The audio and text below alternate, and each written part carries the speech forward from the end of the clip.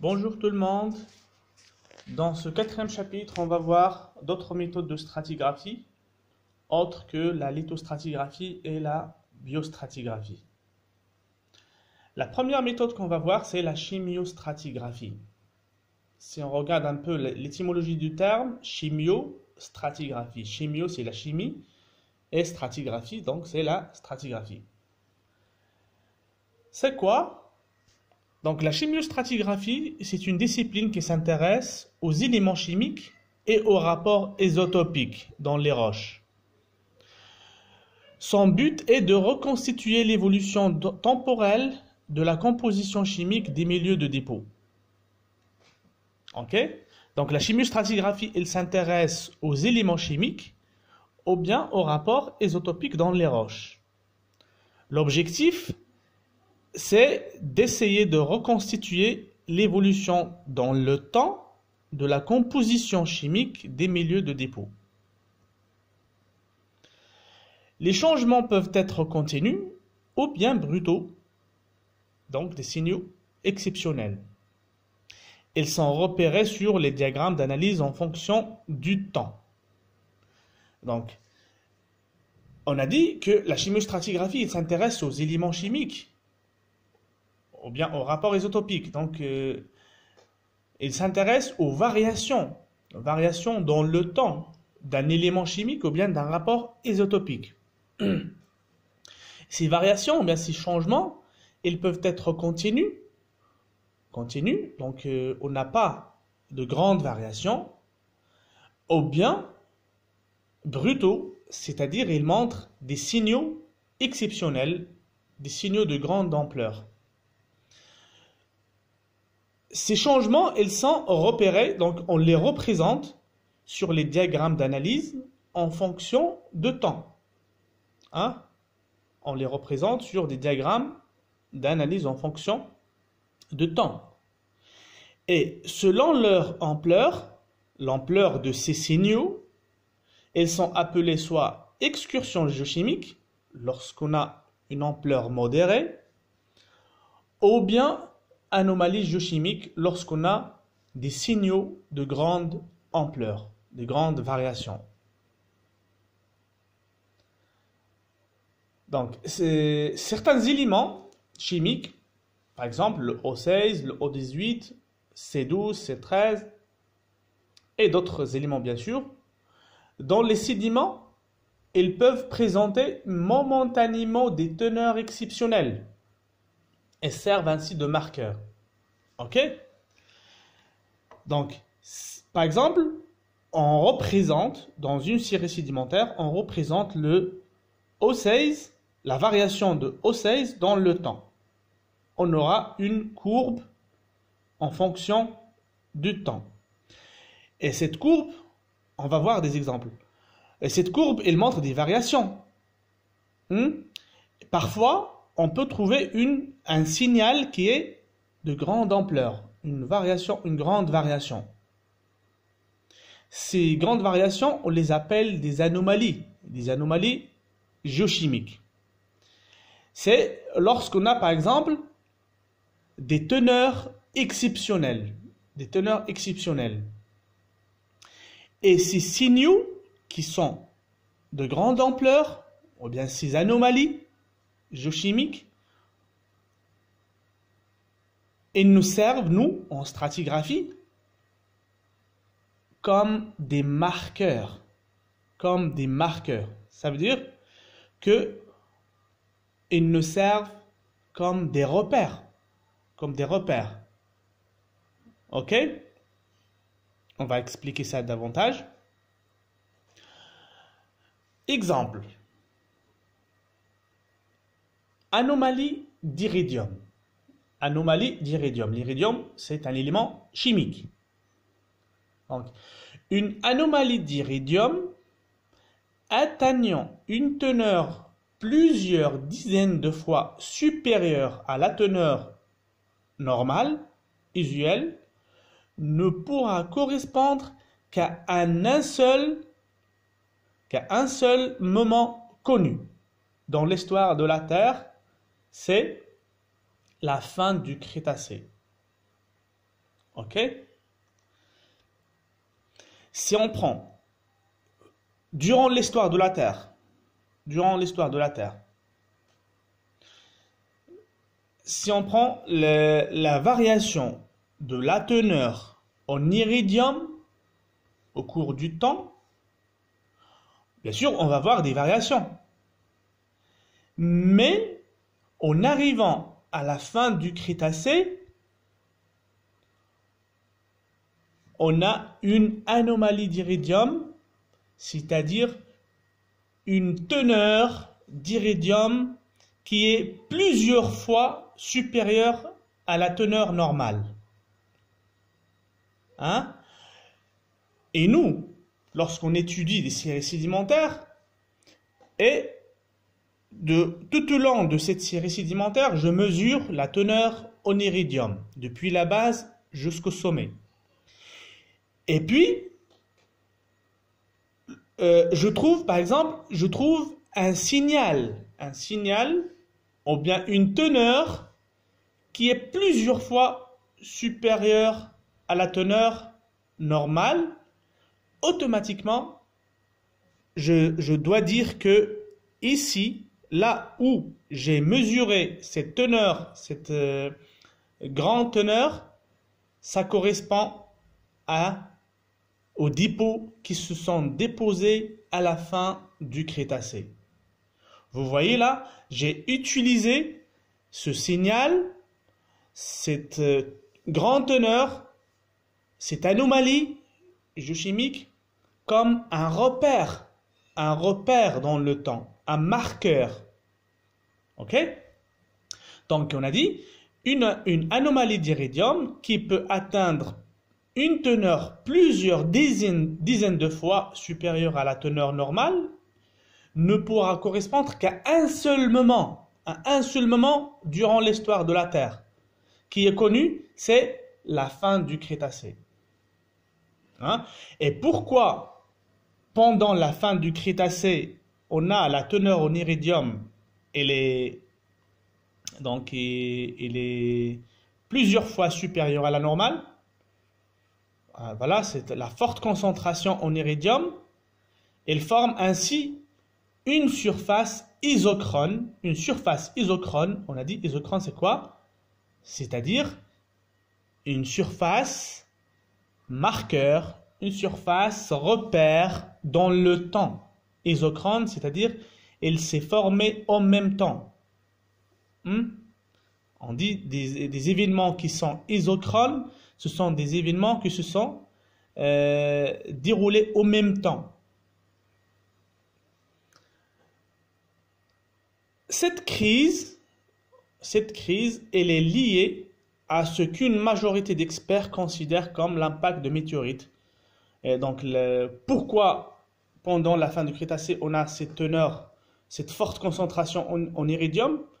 La majorité d'experts, des scientifiques, ils disent que cette concentration, elle est due, ou bien elle est liée à l'impact de météorites. Hein? Ils disent que à cette époque-là, on a une forte chute, c'est-à-dire de météorites. Voilà, on a ici un exemple de 3 diagrammes qui représentent la variation de l'iridium dans 3 séries sédimentaires dans 3 endroits différents. Le premier diagramme, c'est en Espagne, et le deuxième, c'est en France, et le troisième, c'est au Danemark. Ok?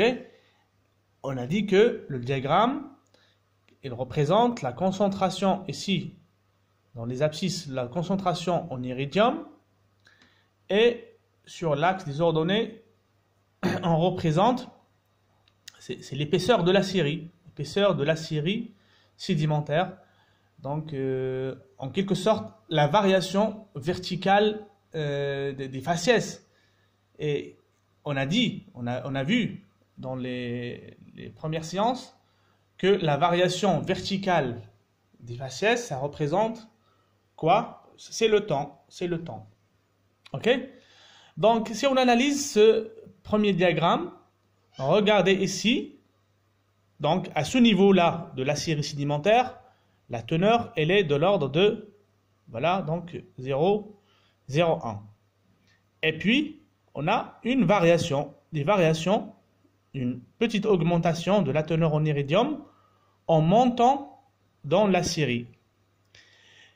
Mais regardez là, en arrivant à ce niveau-là de la série sédimentaire, on a mesuré la concentration de l'iridium et on a trouvé une valeur qui peut atteindre combien? Vous voyez là? Donc, c'est une valeur, c'est une teneur très élevée. Une teneur très élevée. Si on compare cette valeur avec celle-là, hein, donc c'est une valeur qui est plusieurs dizaines de fois supérieure. Hein?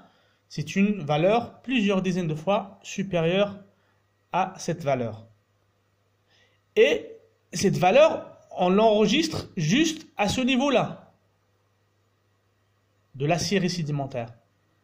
Et puis, la teneur, on a une diminution de la teneur en montant dans la série. Voilà.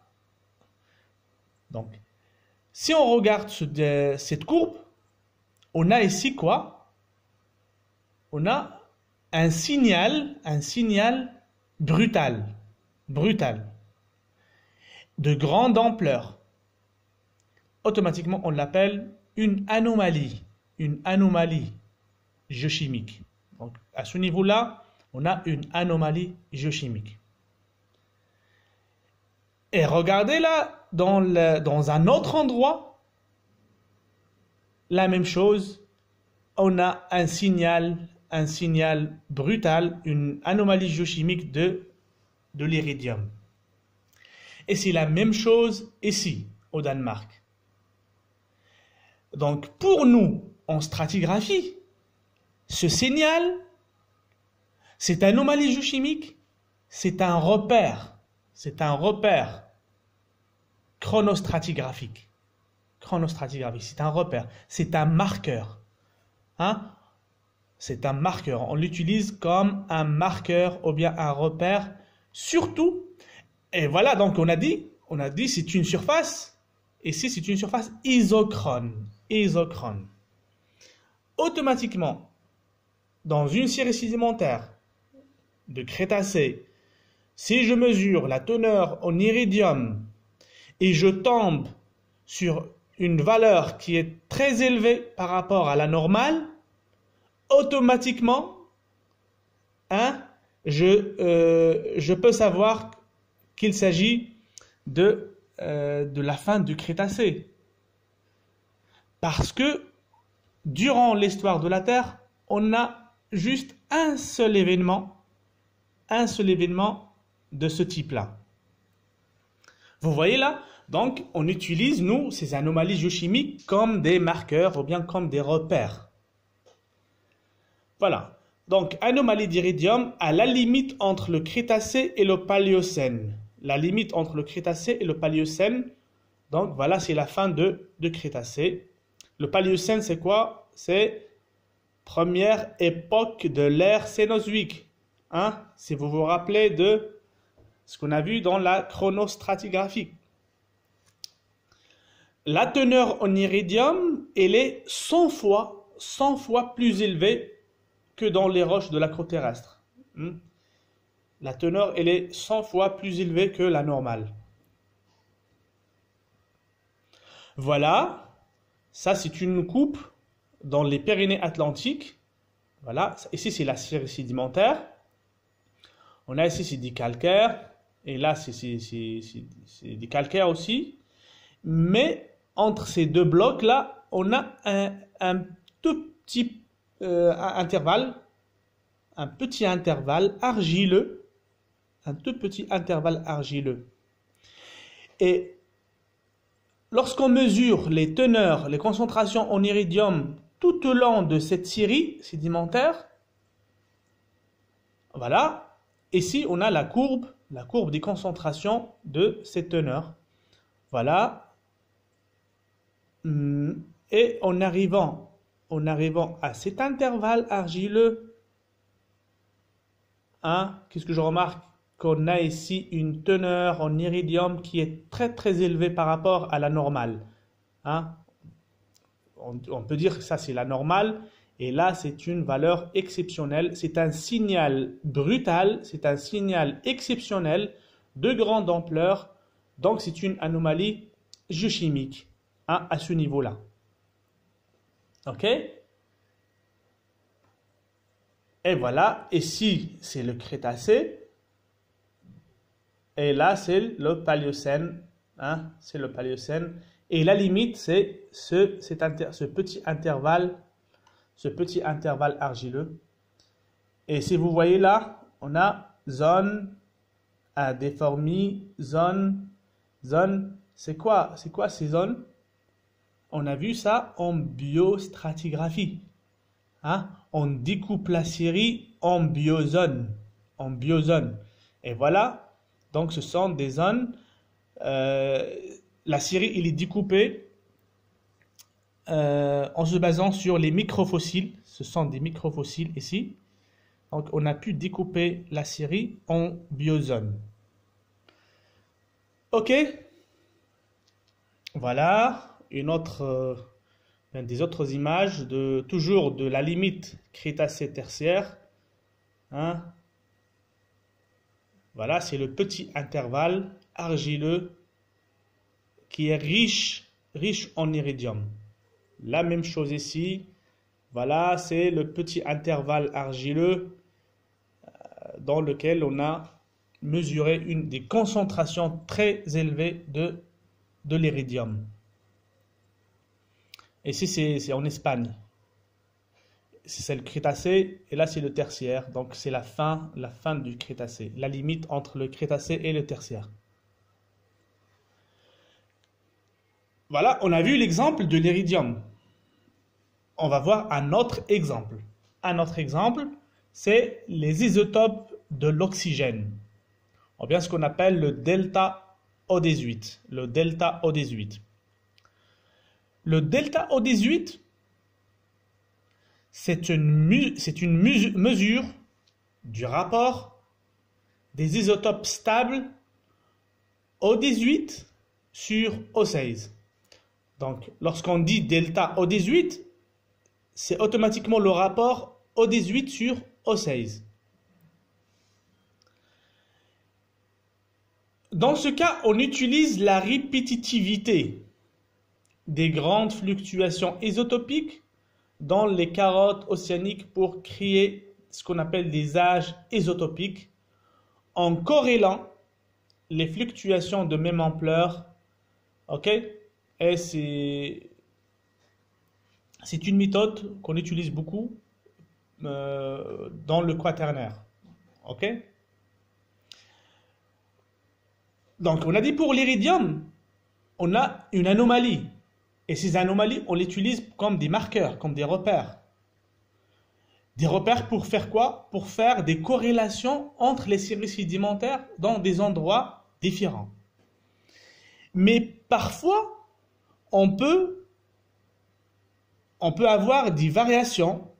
Voilà, on a des variations modérées, d'ampleur modérée.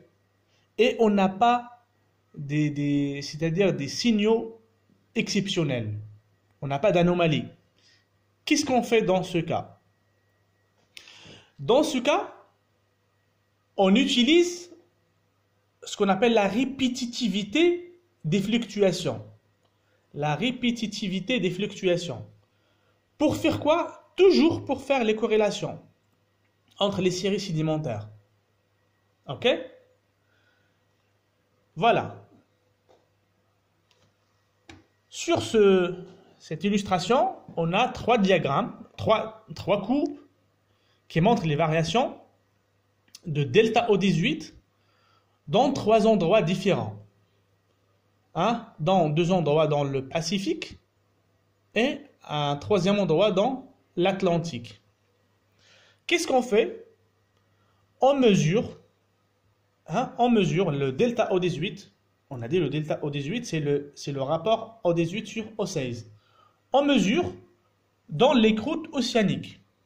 OK? Et on représente ces variations sous forme de courbes. Voilà. Si vous remarquez sur ces trois courbes, on n'a pas de grandes variations. On n'a pas des signaux exceptionnels. Oui, on a des variations, mais ce sont des variations d'ampleur modérée. Dans ce cas, on a dit, qu'est-ce qu'on fait? On utilise la répétitivité de ces variations. Donc, on corrèle, on relie les variations de même ampleur. OK? On relie, par exemple, cette variation-là, ce pic-là, c'est l'équivalent de ce pic-là. La même chose. OK? Donc, on utilise, on a dit, on relie les variations de même ampleur et on peut aussi calculer le nombre de variations. Le nombre de variations. Hein? Donc, cet intervalle-là, c'est l'équivalent de cet intervalle. Et c'est l'équivalent de cet intervalle. La même chose. Ici, c'est l'équivalent de celui-là et c'est l'équivalent de celui-là. Dans ce cas, on a dit, on utilise, on se base sur le nombre de variations et on relie les variations de même ampleur. OK? Ce signal-là, je le relie avec ce signal, hein, parce qu'ils ont le même ampleur et c'est l'équivalent de celui-là. On est obligé. Donc ici, la marge d'erreur augmente. La marge d'erreur augmente. Pourquoi? Parce qu'on n'a pas des signaux qui nous servent comme des repères ou bien comme des marqueurs. Ce n'est pas comme le cas de l'iridium. On a un signal qui est clair, qui est net. Hein? Donc il n'y a pas de... C'est-à-dire, on l'utilise et on est tranquille. Mais ici, on n'a pas le choix. Donc, on va calculer le nombre de variations et on corrèle les variations de même ampleur. Donc, dans ce cas, on utilise la répétitivité. Hein? Voilà, donc là, j'ai fait des corrélations et je dis que cet intervalle de la croûte océanique, c'est l'équivalent de cet intervalle dans le deuxième endroit dans le Pacifique et c'est l'équivalent de dans l'Atlantique. Voilà les corrélations des fluctuations isotopiques de même ampleur dans les carottes océaniques. Donc, pour les périodes où les variations du delta O18 ont une plus grande amplitude et ne présentent pas une cyclicité aussi rapprochée, les grands épisodes d'augmentation de delta O18, comme la limite Éocène-Oligocène, peuvent servir d'éléments de corrélation. Si par hasard je tombe sur des variations de grande ampleur, voilà, donc là j'ai de la chance, je peux utiliser ces anomalies. Hein? Donc pour les périodes où les variations de delta O18 elles ont une grande ampleur, c'est-à-dire elles présentent des variations exceptionnelles de grande ampleur, je peux utiliser ces variations de grande ampleur, je peux les utiliser comme un repère, un élément de corrélation qui est fiable. L'exemple, c'est la limite entre l'Éocène et l'Oligocène. La limite entre l'Éocène et l'Oligocène. Voilà, sur les diagrammes. Regardez ici. On a des variations d'ampleur modérée. Mais en arrivant à ce niveau-là, j'ai un signal de grande ampleur. J'ai une variation de grande ampleur. Là, je peux utiliser ce signal-là comme repère. Et regardez ici, comme par hasard, elle tombe sur la limite entre l'Éocène et l'Oligocène. Ce niveau-là. Hein? Je répète, et si j'ai des variations modérées, et en arrivant à ce niveau-là, j'ai un signal brutal. J'ai un signal brutal. Donc, ici, j'ai une anomalie géochimique de delta O18. La même chose ici, la même chose, donc c'est toujours la limite entre Éocène et l'Oligocène. Ok? Donc, j'ai dit, si on a de la chance d'avoir des signaux brutaux, exceptionnels, je peux les utiliser comme des marqueurs pour faire les corrélations entre les séries sédimentaires dans des endroits différents. Et si je n'ai pas c'est-à-dire d'anomalie, là, j'utilise la répétitivité des signaux et je corrèle les signaux de même ampleur. Donc, on a vu l'exemple de l'iridium, on a vu l'exemple de delta O18. On va voir un troisième exemple, c'est les isotopes du carbone. C'est le delta C13. Le delta C13. Ok? C'est le même principe toujours.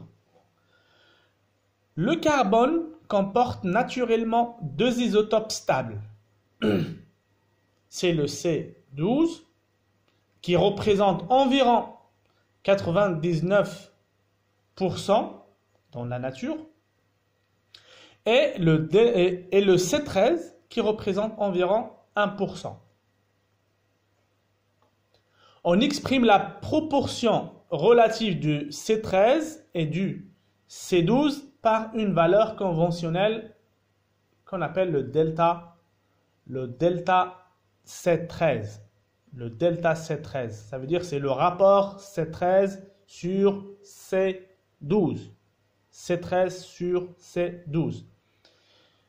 Et bien sûr, puisque le C13 il représente juste 1% et le C12 représente presque 99%, c'est automatique que le rapport, l'unité de rapport, c'est en pour 1000. En pour 1000.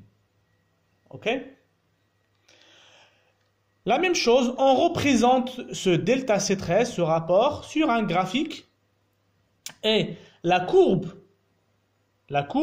elle peut présenter des variations marquées ou bien des excursions isotopiques. Vous voyez? La courbe, elle présente des petites variations d'ampleur modérée et aussi, elle peut présenter des variations qui sont très marquées, hein, qu'on appelle des anomalies géochimiques. La même chose, on représente le delta C13 sur un diagramme en fonction du temps. Ainsi, on distingue des événements lourds ou bien les excursions positives, c'est lorsque le delta C13 elle est élevé. L'exemple sur la limite Cenomania-Turonien. Voilà. Dans la limite Cenomania-Turonien, on a un signal brutal, exceptionnel, de grande ampleur, ou bien une anomalie géochimique. Ok? Donc on a ici une excursion positive. Pourquoi? Parce que le delta C13 elle est élevé, elle est très élevé. Ou bien des événements légers, c'est ce qu'on appelle aussi des excursions négatives. Des excursions négatives, c'est lorsqu'on a le delta C13, elle est faible. L'exemple, Albien, la limite Albien-Cenomania. Voilà. Donc, dans la limite albien cénomanien, on a une variation d'ampleur modérée. Donc, c'est un événement léger, ou bien on l'appelle aussi une anomalie négative. Hein? Pourquoi? Parce que le delta C13, elle est faible. OK? Donc, la même chose aussi, c'est comme l'iridium et comme le delta O18. Le delta C13, on représente les variations sur un diagramme en fonction de temps et on peut avoir des variations d'ampleur modérée et comme on peut avoir aussi des variations de grande ampleur, c'est les anomalies géochimiques. Et si, dans le cas de delta C13, si on a une anomalie de grande ampleur, on l'appelle anomalie positive ou bien un événement lourd. Et lorsqu'on a une variation modérée, donc on l'appelle une anomalie ou bien une excursion négative, tout simplement parce que le delta C13 elle est faible.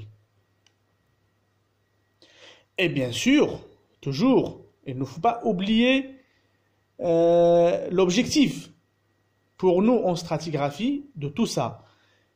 Voilà, donc on utilise ces anomalies ou bien ces marqueurs, voilà, comme des repères pour faire des corrélations entre les séries sédimentaires, pour faire les correspondances, les liaisons entre les séries sédimentaires dans des endroits différents. C'est ça le grand objectif de la chimiostratigraphie. Voilà, ici sur l'illustration, on a une courbe qui montre les variations de delta C13 dans deux endroits différents.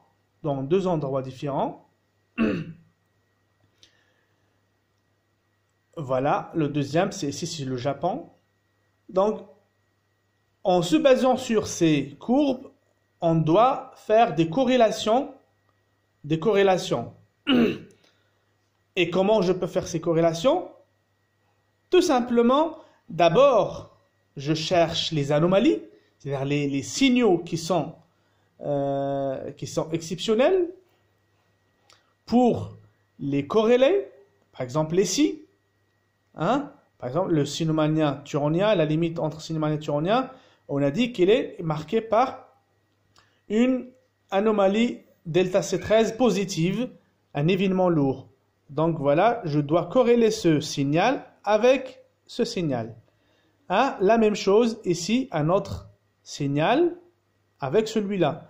Donc je cherche d'abord, ou bien je corrèle d'abord les anomalies, les signaux qui sont significatifs. Et après, je peux aussi corréler, en utilisant la répétitivité, je peux corréler les autres variations d'ampleur modérée. Hein. Je corrèle les signaux de même ampleur. Voilà. Donc, les corrélations des excursions delta C13 entre le bassin intérieur nord-américain et le Japon. Vous voyez là, ce sont des endroits très éloignés, mais quand même, je peux faire des correspondances, faire des corrélations en se basant sur les courbes de variation de delta C13. C'est ça, on a dit, c'est ça l'objectif de la stratigraphie. Donc, on va conclure pour la chimiostratigraphie. Hein? Donc, qu'est-ce qu'il faut garder dans la tête? L'existence d'anomalies positives ou bien négatives dans les teneurs en différents éléments chimiques peut permettre de repérer de grands événements globaux. Globaux, c'est-à-dire à l'échelle du globe. Utilisables comme moyen de corrélation en stratigraphie, comme repère, comme marqueur pour faire les corrélations en stratigraphie. Donc vous voyez là, lorsqu'on a des anomalies, soit positives, soit négatives, c'est-à-dire lorsqu'on a des signaux qui sont de grande ampleur, et si, ou bien, on n'a pas de problème. C'est bon, je corrèle ces signaux. C'est bien. Mais, s'agissant de fluctuations plus ou moins périodiques dans la composition chimique des strates, un étalonnage indépendant de ces strates, en se basant sur les fossiles, ou bien les radioéléments, la chronologie absolue, ou bien la datation absolue, elle est nécessaire pour caler la succession observée dans l'échelle stratigraphique globale. Le problème se pose lorsqu'on n'a pas des anomalies, lorsqu'on a juste des variations d'ampleur modérée. Dans ce cas, qu'est-ce que je fais? On a dit, j'utilise la répétitivité, je corrèle les signaux d'ampleur, de même ampleur, mais là, c'est la marge d'erreur augmente. Hein? Je peux corréler un signal avec un autre, même si ces deux signaux ne sont pas les mêmes. Donc, qu'est-ce que je dois faire après d'effectuer les corrélations? Je dois étalonner. Je dois faire un étalonnage en utilisant d'autres méthodes. Hein? Par exemple, en utilisant les fossiles. Donc, le principe d'identité paléontologique. En utilisant des radioéléments, c'est-à-dire les datations absolues. Hein? Pour faire un étalonnage pour mes corrélations. Hein? Voilà. C'est tout pour la chimiostratigraphie. On arrive à une autre méthode de stratigraphie, c'est la magnétostratigraphie. La magnétostratigraphie. Toujours l'étymologie du terme. Magnéto, le magnétisme, stratigraphie, donc toujours c'est la stratigraphie. Donc on va utiliser le magnétisme de la Terre pour faire la stratigraphie. Voilà, donc le magnétisme terrestre, on sait bien que la Terre, elle a un champ magnétique et que actuellement le nord magnétique c'est le nord géographique et le sud magnétique c'est aussi le sud géographique. Et ce champ magnétique, il est dû à quoi normalement? Je pense que vous avez vu ça en première année, en jus dynamique interne.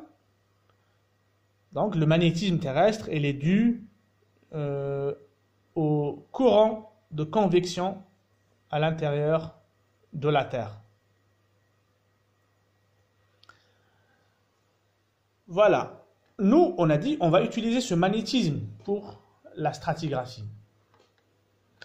Au cours du temps, le champ magnétique terrestre, il a varié en intensité, en direction, mais surtout en sens. Avec le temps,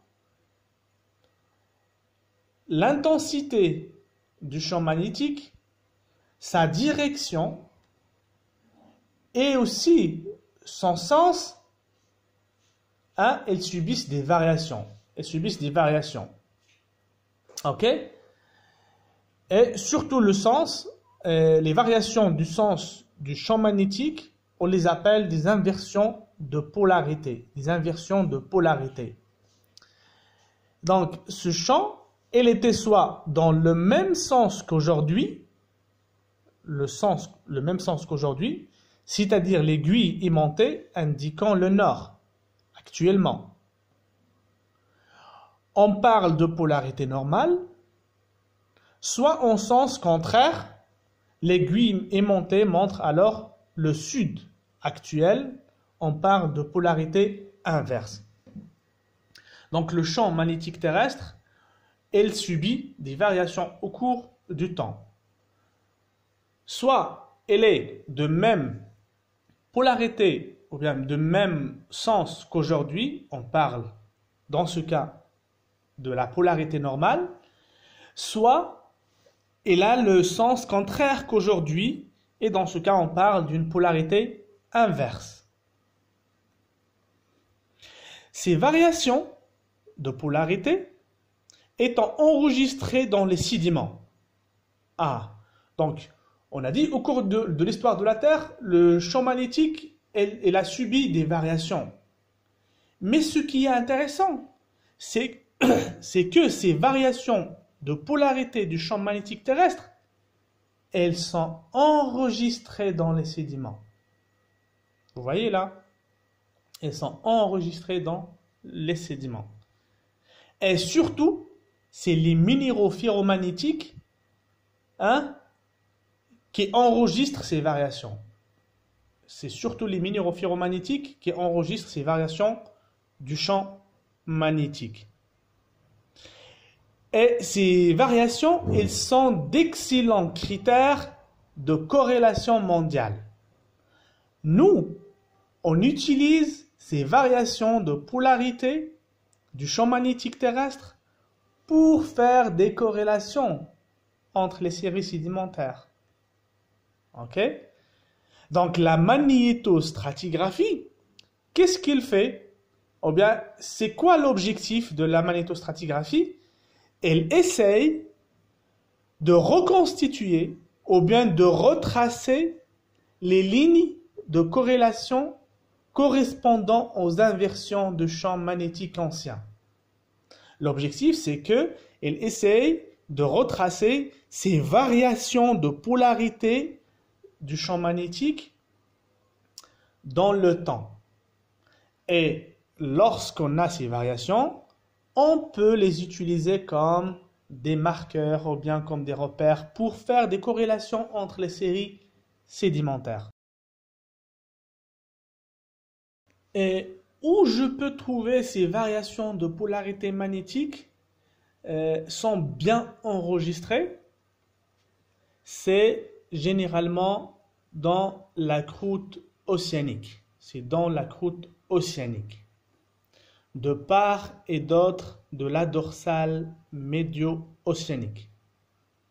Je pense que vous avez vu ça, toujours en géodynamique interne, lorsque vous parlez des arguments de l'expansion océanique. Donc, au niveau de la croûte océanique, de part et d'autre de la dorsale, on sait bien qu'au niveau de la dorsale, on a la remontée du magma.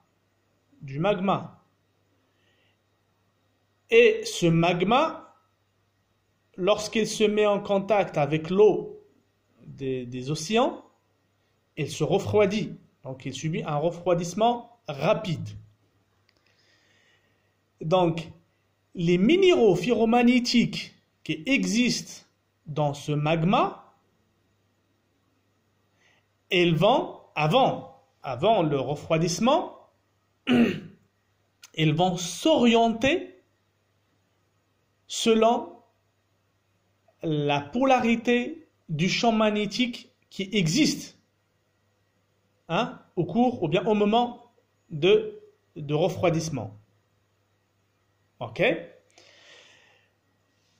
Exemple, si par exemple, là c'est aujourd'hui, on a la remontée du magma, les minéraux ferromagnétiques qui existent dans ce magma, ils vont s'orienter avec une polarité normale, c'est-à-dire une polarité d'aujourd'hui. Et si par exemple la polarité actuelle, elle est inverse, donc automatiquement, toujours les minéraux ferromagnétiques, ils vont s'orienter dans la polarité inverse. Ok? Mais on a dit, ce champ magnétique, cette polarité, elle varie au cours du temps. Soit elle est normale, puis elle devient inverse, puis il devient normal, et ainsi de suite. Ces variations, on a dit, elles sont enregistrées sur la croûte océanique. Vous voyez là? Donc, normalement, on les représente, pour la polarité normale, on la représente avec des bandes noires. Et les polarités inverses, on les représente par les bandes blanches. Ici. Maintenant, ici c'est le niveau de la dorsale. Automatiquement, on doit avoir une polarité normale, la polarité d'aujourd'hui. Et juste à côté, on a, ici, juste à côté, on a une polarité inverse. Puis normale, puis inverse. Mais regardez, ce que je vois dans ce côté de la dorsale, je le retrouve dans l'autre côté de la dorsale. Donc, cette polarité inverse, c'est l'équivalent de celle-là. C'est lorsque ce niveau-là, il est collé à ce niveau-là, au niveau de la dorsale. Ok? Très bien. Donc, on a dit, pour ces inversions de polarité magnétique, elles sont bien enregistrées au niveau de la croûte océanique. Au niveau de la croûte océanique. Maintenant, qu'est-ce qu'on fait? Qu'est-ce qu'on fait nous? On mesure cette polarité, c'est-à-dire du paléomagnétisme des roches dans la croûte océanique, et cette mesure elle nous permet de dresser une échelle magnétostratigraphique, ou bien une échelle géomagnétique globale. Voilà. On essaye de retracer, de redresser les différentes variations du champ magnétique, ou bien qu'a subi le champ magnétique terrestre au cours du temps, pour dresser cette échelle. Et bien sûr, l'échelle, elle sera représentée comme des bandes noires et des bandes blanches. Une succession de bandes noires et de bandes blanches. Voilà, ici c'est l'exemple de l'échelle géomagnétique de référence pour le Cénozoïque. Donc pour le Cénozoïque, ici on a une échelle géomagnétique. On a dit, se forme d'une succession de bandes noires, blanches. Ok? Donc, pour moi, lorsque je lève un log stratigraphique, d'une série sédimentaire, voilà, j'ai une série sédimentaire. Qu'est-ce que je fais? Je dois mesurer cette polarité à chaque niveau de la série. Dans chaque niveau de la série, je mesure la polarité c'est-à-dire magnétique. Est-ce qu'elle est inverse? Est-ce qu'elle est normale? S'il est inverse, je la représente ici à côté, voilà, par une bande blanche. Et lorsqu'elle est normale, je la représente avec une bande noire. Et ainsi de suite, au cours, ou bien tout au long de la série. Mais, qu'est-ce que je fais? Je dois corréler cette échelle, c'est mon échelle que j'ai trouvée sur la série, ou bien que j'ai mesurée sur la série, avec l'échelle de référence. Bien sûr, on a une échelle de référence, comme celle-là. Ici, c'est une échelle de référence mondiale, pour le Cénozoïque. Voilà, et je corrèle ma série avec l'échelle géomagnétique de référence pour faire un étalonnage pour ma série. Et à l'aide de cette échelle, je peux avoir une idée sur l'âge. Sur l'âge. Regardez ici. Parce que chaque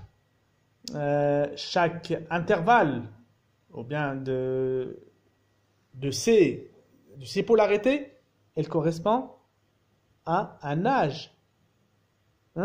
Donc je peux, à l'aide de cette échelle géomagnétique, je peux savoir l'âge de ma série. Ok? Voilà, très bien. C'est tout pour aujourd'hui. On a vu la chimiostratigraphie et on a dit que la chimiostratigraphie, il se base sur les éléments chimiques ou bien les rapports isotopiques. L'objectif, c'est d'essayer de reconstituer ou bien de retracer ces variations dans le temps. Et si j'ai des variations plus marquées, je peux les utiliser comme des repères pour faire mes corrélations. Et si j'ai pas c'est-à-dire ces signaux exceptionnels, je peux utiliser la répétitivité, mais dans ce cas, je dois faire après un étalonnage. On a vu aussi pour la magnétostratigraphie, comment je peux utiliser les variations de la polarité du champ magnétique au cours du temps pour faire aussi c'est-à-dire les variations, ou bien les corrélations stratigraphiques entre des séries dans des endroits différents.